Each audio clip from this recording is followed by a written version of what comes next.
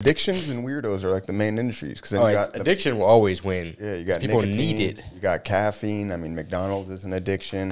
Yeah. Fucking sugar. The MSG. Yeah, MSG and all that shit. So like all the main industries that are dominant within the world are all based on addictions and weirdos. Addictions, weirdos, and low self-esteem.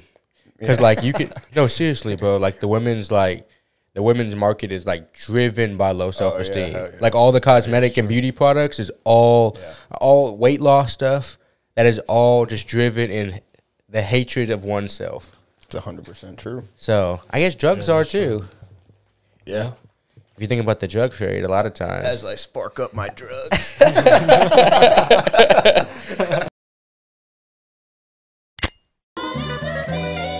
My friends tell me, but friends don't lie, I'm told.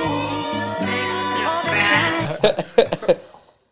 As you begin to take your medication, as some would call it. Darion, how you been, man? I like that hat, bro. Is that a Carhartt? Yeah. That is fire. A Carhartt Celtics hat? That was fire. Colorway crazy. They did like a little collab or something with 47. Yeah. They released like a line of hats, NBA teams and shit.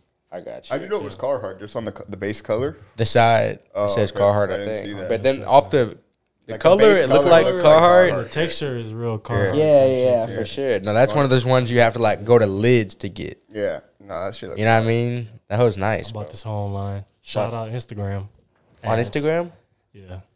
I always like collabs. Like collabs between different brands like 47, like Carhartt, and then Celtics. Like, because that's something you can't find it usually type shit. Definitely. Edition almost. But as you guys can hear, we do have a third guest in the stew today. He is going to be the invisible voice from heaven.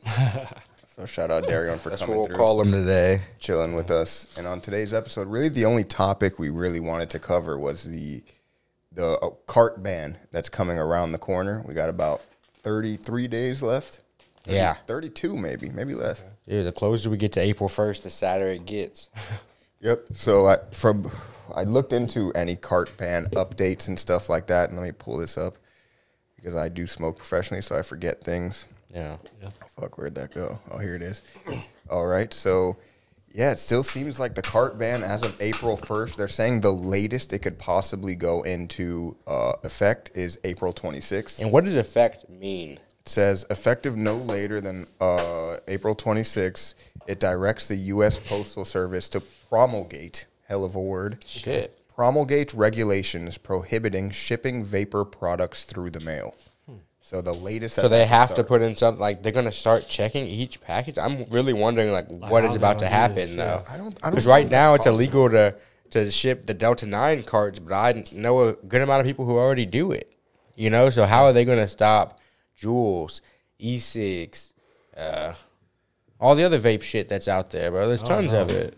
Yeah, the reality is it seems like it's going to be a pointless law. Yeah, it's going to be something that it's going to affect everybody except the big, huge vape companies that are able to figure out whatever loophole that they need to figure out. Exactly. But other than that, it just seems like a law that they made for no reason. And again, this was passed during the COVID bill. So they're like... This is the U.S. Postal Service? Yeah. All of them. Like the federal government, demanded that the U.S. Postal Service ban all vape. And then they were going to try to do some crazy liability stuff with UPS and... DHL and all the other companies. So then all the other companies are like, well, then fuck it too. We're not going to ship that shit anymore either. So now UPS, DHL, FedEx, they're all on the cart ban. I think FedEx is already... They already enacted. Yeah, it's already officially done. And so they're trying to see, like, can we get it to, like, stores even? Like, will people be able to buy the shit from the store or not just online? So, because at a store, you can at least show your ID. Right. You know what I mean? Yeah. So, but... Right now, I think DHL was the only one that was planning on trying to do something to where they can deliver to the store. So that means that two things are going to happen. Either stores are just going to start filling up their own carts and selling them that way, or it's not going to be able to see them. But either way, the price of them is going to skyrocket. Yeah, that's a question we get all the time in the comments is, are carts, is it going to be possible to find them? And the answer is most likely what will happen is it'll consolidate to a few companies that you can find in most shops, and they're going to be $60 minimum for the cart, which is damn near 3 times the price of what we got them for right now. And some people want to fill up their own. Like, I know a lot of people have been DMing on the Legally Lifted and CBD Hemp Library account, like you guys going to have like your own where we can fill up and stuff like that? I don't know, to be completely honest with you, because one, those things are a bitch and a half to do to me. Some people are willing to do it, but on a business side of things, like I don't know if that's a big enough market of people who really want to go home and syringe fill up and cards. And it's one of those things that looks and sounds so easy. And I know we may get comments on this video like, "Oh, it's so easy," but I have tried it twice, and both times it was a bitch. You got to warm up the liquid to make sure it's the right consistency, and then if it gets too not warm, it'll get sticky as fuck, so it gets stuck on everything it touches. Yeah. So it's not just something like you put the syringe in the thing, you click a button on the back, and it's perfectly good to go. It's a lot more complicated. Because if it was that like viscous, you could just like, if it was just like squeeze out like that, then it wouldn't be what we are vaping. It'd be a whole, it would just be straight, and not terpenes. What may end up happening is that companies are going to find ways to make it more viscous, which means the quality is going to suffer. Who knows what they're going to throw in it? Yeah. And that'll make it more like tincture, but also could be smoked type of product. Yeah. But I mean, at that point, you're getting further and further away from the purity aspect of it. So who knows? We're just as clueless as everybody as to what the future of the vaping game will look like, but safe to say it's going to be a lot different. Is there anything that we can sign? Is there anybody that we can go talk to? Actually, on the same website I'm on right now, they have the comment period is open. So, which means you can go and leave your comments and I guess let the artificial intelligence scrolling through these comments read them. And so the government can act like that they're reading them too. But it just seems like it's a place, it doesn't seem like it can make a difference in the law. But I guess it's a place for people to go scream into a giant empty room that the government has provided us. So, yeah, go to CASAA and leave your comment if you really are interested in it. It also has a very good summary of, or it's CASAA.org. And check that out. The link will be down below. And it has a really good summation of what the laws are, how did it start. It has all the frequently asked questions that you could need. So the funniest comments, honestly, for me have been people that have commented, like, y'all are lying. Like, we would have heard all about this. That's the crazy thing. Like, you should have heard all about this, or this is something that we should know about, but that's why we're talking to people about it and stuff like that. Like, people really thought we were getting on here and just lying about this. Just making this up. Luckily, they're saying like, we don't want to sell carts anymore. You know what I mean? Like, exactly. Luckily, or we don't want to smoke them. I'm reading that they are making some exceptions for business to business. So that's at least a better sign that you still will definitely be able to find them in your stores, but they're going to be taxed. They're going to be more expensive because that's what online does to industry is lowers the price of it. The only reason even the CBD price was able to come down is because it got so much off of storefront and more online, and that balanced out the prices. So exactly. I went to Guitar Center today. I was trying to buy a new harmonica. Okay. And I was walking around the store and I realized, bro, I hate big box retail. I'd much rather just buy this online. It's gonna be cheaper anyway. There's no markup. Not as much, at least. I agree. So to your point, like online, there's nothing worse than being in HEB Plus and forgetting while you're about to leave that you forgot the black pepper, and you're just like, fuck. You turn around, it's just this giant store. You're like, where the fuck am I going to find this shit? It takes you 20 minutes. You're in the middle of a grocery store with clothing and kayaks, and you're like, what the fuck is this in here for? But those type of stores, they always frustrate me. That was my biggest appreciation for Trader Joe's, is it's so small. You forget something, you walk 2 feet away. When you forget something at like a Walmart or HEB Plus or one of these big box stores, not only is it more expensive, but you're walking. I'm not gonna lie, I love big grocery stores. It's not my thing. I love them, bro. When I was in college, I used to get super stoned, and I'll go grocery shopping at like 11:30 overnight. Let's say empty, but it'd be like wide open. You know what I'm saying? Because I don't like navigating around people in the grocery store. Like if it's a big place, why are you so fucking close? You know what I mean? HEB is so big. There'd be 9 people on one aisle. I don't like that. So I'll go late at night. It'd be bright as fuck in there. You're just like this, and I'm just like walking around, just enjoying my night. You know what I'm saying? I'll put some headphones in, and I used to like the grocery shopping. Be fun. I'm not gonna lie. Back in the day when I was a youthful smoker, and you couldn't just smoke and go back home. You had to smoke and go do shit. It was always Walmart late night, walking around. I remember we used to have good. We used to have we had this thing called the Mission for Gold, and the gold was a Little Debbie the little cream pies with oatmeal cookies on each side. Okay. So we'd have to walk into Walmart stoned as fuck, and each of us would go a different way. and try to get there first. And just high as fucking. I remember being there. It's like 2 in the morning. You're there for no reason. All the employees are like, what the fuck are these guys doing? And just it being fun as fuck. Yeah. But that's what I'm talking about is my experience. I always go to H-E-B or Walmart or one of these stores when it's full and you got these moms with 4 3-year-olds running around, running into my legs. I almost hit one in the cart one time. I did, and then I just made sure to push them over a little bit. And yeah. I feel you. You just left the cart. Yeah. You have to leave the cart. Yeah. You know, go to Target. Yeah. If you're at Walmart, you just got to go to Target in that instance, you know? That kid will be okay. Yeah. That's what you tell yourself. Yeah. You know? That kid will be good. Like, it's just a cart.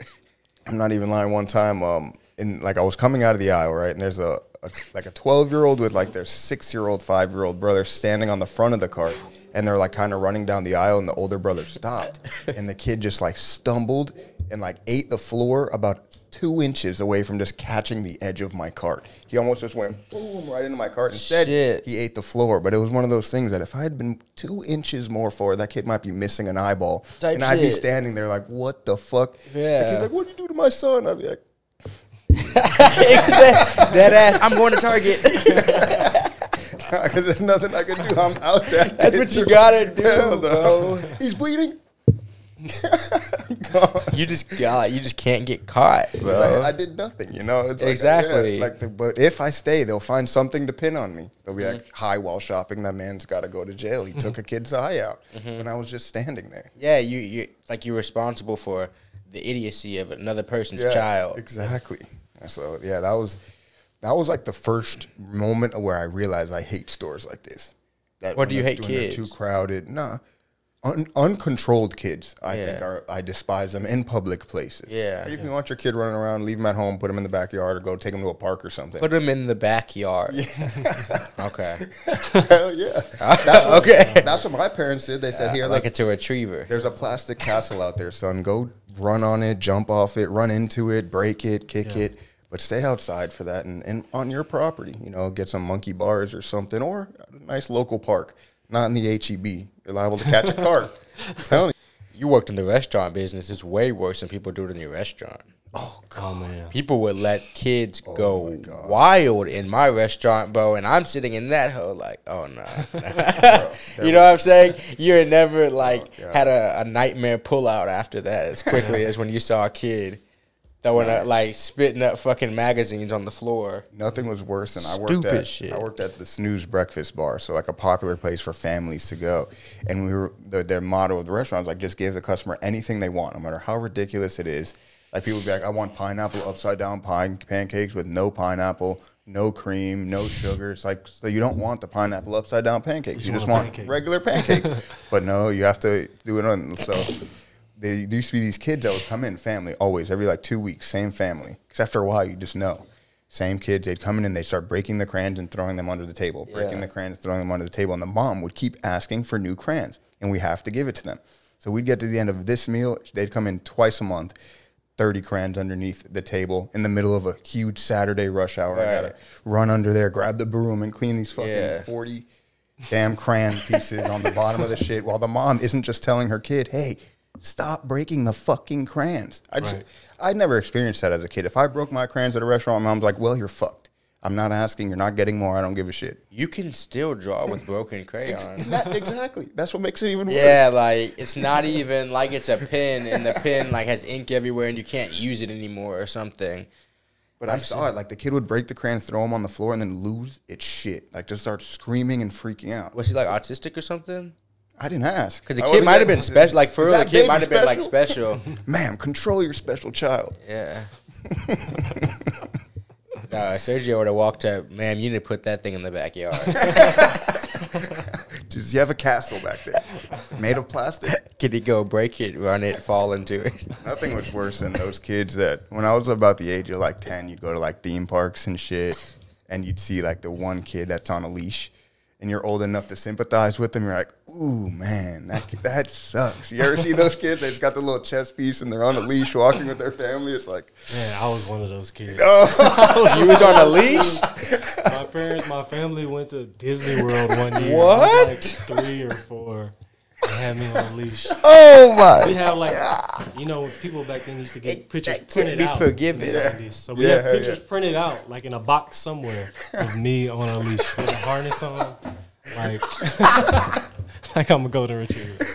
The craziest thing is, my sister and I got lost at Disney World for 2 hours, bro. That's crazy. Yeah. The most terrifying 2 hours. Bro, terrifying 2 hours, and we didn't get lost. Yeah. We were just stupid kids.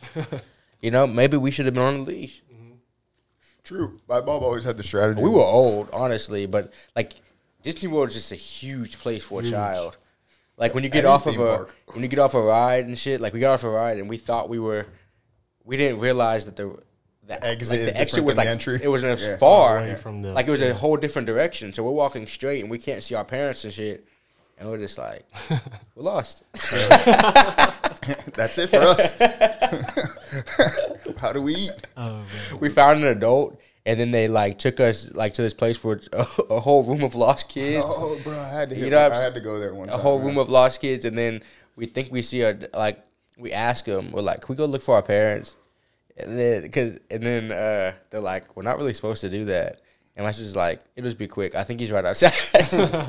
My sister had no idea where he was. Yeah. When we leave there, like they still might be looking for us. You know what I'm saying? Because you're not supposed to let 8-year-old and a 6-year-old just be like, what adult trust that? Right. Oh, he's right outside. Why are you here in the first place? And then we get back and my parents never knew we were lost because they thought we were in line the whole time. That's funny. Like you're having the most big panic moment of your life, and your parents probably just eating a giant turkey leg. Oh, for hours, and they're chilling, thinking we're just in line. Glad we're gone. Right. Damn, those are the shit I don't remember from theme parks. Is the lines. I mean, I don't miss the lines. I remember the first year Fast Pass became a thing. We went and we were like, you know, let's splurge a little. It changed my life. I can never wait in line again for 2 hours for a ride anymore. I got to do some sort of Fast Pass. It taught me elitism.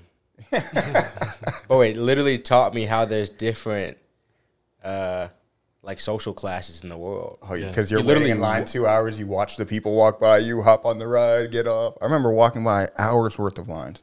I did it all the time. My dad would buy us Fast Passes. You have to. And no kid is. See, that is an elitist statement. No, you do have to.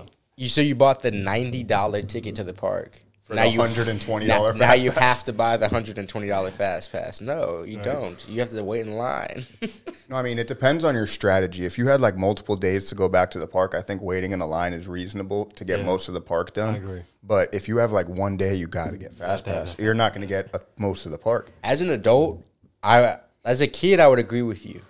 But as an adult with longer endurance, I went back to a park, bro.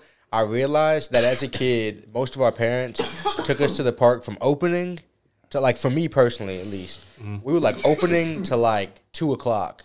You know what I'm saying? Yeah. That's like reasonable because you've been that feels like all day. Yeah. Right. I got to 2 o'clock this time, and they still open for 3 more hours. There wasn't a single more line for the rest of the day. I wrote every line over and over and over. As a child, they just take you home. Right. Yeah. So you're there in bulk height hours. But if you go later in the day or whatever, there's nobody there, bro. Yeah, I've also heard that like Six Flags, you don't need the Fast Pass. It's just really the major parks. Yeah, on weekends. like Disney. Yeah. Disney, you need a Fast Pass because like everybody in the world is trying to clamor, like get into that expensive ass park. Yeah, the one that I would go to is no, go ahead. No, I was just saying I went to Universal probably like last summer or the summer before. In Orlando, Florida? Yeah. Oh, Orlando, nice. That's my spot. That's exactly what I think of. Yeah, I love Orlando. Hell yeah. Universal. Anyways, we bought a Fast Pass, but so many people had Fast Passes that the Fast Pass line was long. Yeah, and some rides, the regular line was shorter. And they had, you remember they had different levels of Fast Pass? Yeah, they had. At least in Six Flags, they had different levels of Fast Pass. I think they have 2 levels at its prime in Islands of Adventure. Yeah. And I'd done them both, but I think now it's just one. It was like it was the one where you could schedule them at the same time, or the one where you could only schedule one at a time, and you could schedule the next one right after, if that makes sense. So you could like schedule like 5 rides in a row to where like you could like get them planned to where as soon as you get off, get on the next one. Yeah, that was like the highest level. You talking about like 160 for the day? Oh, bro, we went. Like you're paying premium on top of the 100. One year when my dad had finally, like, I guess you could say, like, made it. Established doctor, finally, you know, was balling. There was this, like, Fast Pass of the Fast Pass at Universal Studios and Islands of Adventure in Orlando. and you had to stay on like the 15th to the 19th floor at the Hard Rock Hotel, and you get this special pass that you get to get into the park about an hour early with all the rides being open. So we would go there, ride it, and then it was like the fast pass of the fast pass. You'd go through a special little line where you never had to wait. There was maybe 8 people max ever on every ride. And that shit, I was like, holy shit, I got to do this forever. Yeah. Well, we never did it again. When you're a kid, you don't enjoy those things either. You're like, this is just how it is. But getting exposed to stuff like that is actually, for me as a kid, getting exposed to that, like you're saying, like as I either met friends that had more money or as my parents that got a little bit more money, it was kind of eye-opening, though, that I was like, damn, people be really living in the dark. Yeah, and that's like the celebrity treatment, you know? It's like celebrity treatment. And you have access to like the behind-the-scenes of the food lines where there's like lines that you go in that only you have access to. And you talk about club seats at the game. Yeah. Like it's expensive to sit in normal seats at a Rockets game. Yeah, hell yeah. So when you go to like club seats under the stadium and stuff, and they have drinks and food and stuff for you. Exactly. You're realizing like, damn, it was expensive to stay up there, but this is a whole different level. It's like opens your eyes to these people not even watching the game. Yeah, most of them don't. Yeah. Or if they are, they're watching the screen of the game that they could watch at home. Right. Yeah, I remember I had a plug at Florida Panthers hockey games, and we would get free club seats. Like we would, in between first and second period, he would come and let us into the clubhouse. Yeah. And that shit and that's just NHL. So it's not even like some crazy shit, but that was like, dude, unlimited food, free beer. So I would get trashed at these hockey games, bro. I love watching hockey. Conspiracy, bro. I got a hockey conspiracy, bro. That is the biggest scam in professional sports. It's bigger than UFC, bigger than all those sports, bro. What the hockey, the way that they have the payment to the players to how much they charge, like because gate is like where they make all their money. Yeah. Their tickets, like for example, when I was staying in Colorado, the tickets to go to the NHL games would double, right? Double what? Double the Nuggets tickets. Oh shit! Oh wow! So I saw the NHL game. I watched them play the Blues. The Avalanche play the Blues for probably about $42. You know what I'm saying? No, I saw the Nuggets play LeBron for $35. Damn. So crazy. Like when we're talking, and then what was the crowd like at the games in the hockey you went to? Probably about even. Like almost sold out type of game? It was like about even, like top level, like a normal day, not a huge market, so like but pretty full. Yeah. You know what I'm saying? But then look at what the people are getting paid. Like the median income, I guarantee you, for the Avs is probably like literally like $2.5 million. Yeah. And then like the Nuggets income, like the minimum league minimum's 2.5. Right. You know what I'm saying? So like they are scamming hockey players worse than anybody else, bro, because they're charging crazy prices for games. I thought it would be like, I would think an NHL game would be like $25. I know the Panthers games were pretty cheap, but when I would go, they were terrible. So like nobody would go. Like the club section would literally be empty. If it's like that, then it would be cheap. The Avs games were like decently, but it wasn't still like sold out. Yeah. And the Blues were the best at the time. And I know Tampa Bay Lightning tickets were probably crazy because they'd be winning Stanley Cups and shit. Exactly, but you have to think about, they're winning Stanley Cups, the Star is getting $7 million. Yeah. No, the Star of the Heat is getting 30. But it's give and take. I think the NHL, they prioritize things like being able to do cocaine and play in the league because they're the only major league with no drug testing so they don't give a fuck. Yeah. So they're like, look, just don't pay us that much, but let me get high. Like, that works. And the craziest thing also is that they play the exact same amount of games. Yeah, hockey is a crazy sport to play. 82 games, 7-game series in the playoffs. So like they're literally doing everything that the basketball players, making the owners just as much money and getting paid 30. I remember at the prime of my cardio, hockey was an extremely difficult sport to play. That's why I think they do those quick shifts because you can't really be out there for more than 3-4 minutes. It's exhausting. No, dude, it's like 2-3 max. They're like a minute and a half on that ice. Yeah. I didn't learn that till the video game, honestly. Oh yeah. In the video game, they get tired after like a minute and a half, and they like, and they're just jumping over the wall, just shifting. Like the shifts are efficient. You watching the NHL, there's like 4 in, all out. So it's a weird sport, but I've always enjoyed watching it. It's easy to understand. It's like the NBA. It's the best. NBA or basketball in general is my favorite sport to watch because you're indoors. It's the easiest sport to understand. Like you take a date to an NFL game. She's like, why is half of this shit happening? Why is that guy kicking the ball between Why are they waiting so much? Why is 6 and 7? What are all these yellow flags? But basketball, it's like that guy gets that into the hoop. That guy. And I remember, I didn't realize this until going to the University of Florida games with Rish. and having to explain to her all of these rules. And Unbelievable I was like, how many holy rules. shit. It's unbelievable. Yeah, it's like with NBA, it's like, oh, that was a foul. Like, okay. No, it's unbelievable. Yeah. It's like, oh, so they got to go 5 yards back because he was holding him And like the on rules the jersey. aren't self-explanatory. Yeah. First down. Yeah, exactly. What does first down mean? Yeah. You know what I mean? That literally even doesn't even have any practical meaning in somebody's brain that doesn't understand. First down, second down. Like, that isn't. Yeah, like even the little things, like why, like when the punter comes out, like why the hell are they kicking the ball? Like I'd never been around somebody that had never really watched football their whole life. So they're like, what the fuck is all this? It's like happening? rugby though, bro. Exactly. You watch rugby, crazy shit's happening. No and idea. I'm starting to understand it. And I think I watched and explained about cricket and rugby because I wanted to understand. Cricket's another game. Yeah, cricket I get a little bit. Cricket, I get it now, but it's crazy. Yeah. And how long they play. Yeah. Like, they have endurance. Like, they be out there all day. Yeah, the cricket's, but the rugby's one that it's a perfect example of when I watch it, I'm like, why is that guy kicking the ball to his teammate? What the fuck is going on? Yeah. What do the points mean? And how the hell do they play this sport? Because it is ridiculous. Rugby is the most ridiculous, like nationwide sport. You think so? Yeah, I mean, maybe with the exception of UFC. I think football is. Yeah. Because it's think like football rugby, is. but you outfit But yourself more with an Iron dangerous. Man Exactly. But you're not Iron Man. suit. Yeah, exactly. It So, gives I you a can see false sense of confidence, bro. Yeah. I think UFC is the craziest, but I think football is like a close crazy after that. It might actually be football. It might be football, Yeah, it bro. Because NBA, I mean, UFC, you could fight once or twice a year. Right. Granted, you're sparring and stuff, but you can control that environment a bit. NFL, you're getting into a car accident 16 times a year. Yeah, Especially bro. if you're a defender. 16, Yeah, if like 70 times 16. 70 times 16. 70 times a game? 70 times a game, 16 games a year. Oh, God. That's how many car accidents you're getting in. Yeah. You're not getting in 16 car accidents. Especially if you play the line. Yeah, if you No, play the line, it's every linebackers, play. running Yeah. backs. Running back is blocking every Running single back, play yeah. or he's getting hit every play. Yep. Like quarterbacks are even getting hit. Like most teams' quarterbacks are getting hit. Yeah. Like I know your quarterback at your school was getting tattooed, bro. Smack.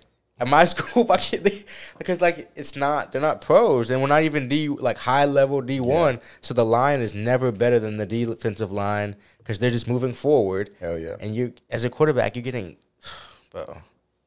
Yeah, football might be the crazier sport. Yeah, dude, it's crazy. Because it's less controllable with variables. Like UFC, you could literally fight one time every 6 months. Yeah. And then not spar. Like McGregor. Like his brain is probably doing just fine after that knockout because he hadn't really done anything for 2 years prior to that. The only people's bodies that are worse that I've seen from my research that I've seen is WWE people. Oh, yeah. They all die, bro, by 50. Yeah, that's true. I think it's the steroids, though. Shit, we might have just... I think... As we get deeper into this, that might be the one. That might be the No, sport but that I fucks went through people up. Wikipedia, and it has a Wikipedia page of early deaths of WWE people. It's astounding. It's astounding. Yeah. It's every single one. Every one you've heard Like the of stars, outside yeah. of Hulk Hogan, The Rock. The ones that stopped, The Rock kept taking steroids, but he did it at a healthy rate and kept lifting, and he stayed healthy. Right. I feel like a lot of them take steroids but live unhealthy lifestyles also. Yeah. And it's the head trauma, bro. Like the one I think of immediately is Chris Benoit, the one that he killed his whole family. Yeah. And then I think hung himself from the balcony of his house. Yeah. Like that shit, his finisher was jumping off the top turnbuckle and headbutting the guy from it. Like that was his finishing move. So he did that every single match. And that's once a week for all year. You know what I'm saying? Like they fight, they never stop. It's like the traveling circus. And their spinal injuries. Yeah, so he's just what they do diving. to their spine from hitting the ground like that is evidently crazy, bro. Like they can't even walk as they get older, and they just get degenerative diseases, and they just die. Yeah, it's because they're going nonstop. That's so shit. We might have stumbled our way into the most dangerous sport. Oh, in terms of who WWE. dies the fastest, I think it's WWE. And I guess, but also, Because the road you have to take to Yeah. get there, too. Yeah, so I was that gonna say, underground fighting circuit that you have to go through, you're getting hit hard. where the janitor is also the referee and the doctor. Bro, you're getting hit by actual chairs very, very hard. Yeah. Across the back The of the head. backyard wrestling shit is Yeah. something that has no explanation for me. Like, how on earth did you start beating yourself with one of those fluorescent light bulbs in front of 3 of your friends in the middle of South Carolina? I've not seen what you're talking about. Oh, I'm you've not never even seen gonna people lie. do that? They set up like a little makeshift ring in their backyard and do some of the craziest stunts I've ever seen. They'll jump off of ladders. They'll sell tickets to it and everything. I remember back in the day, they used to have like a DVD series. It's like backyard wrestling where you just go to like the middle of nowhere and you do the craziest stunts. And they'd probably make $500, $600. They just like get coked up. And yeah, and like I'm talking like they'd go way more extreme than WWE. Like right. Throwing themselves through 8 tables in a row onto cement, which is covered in spikes and shit.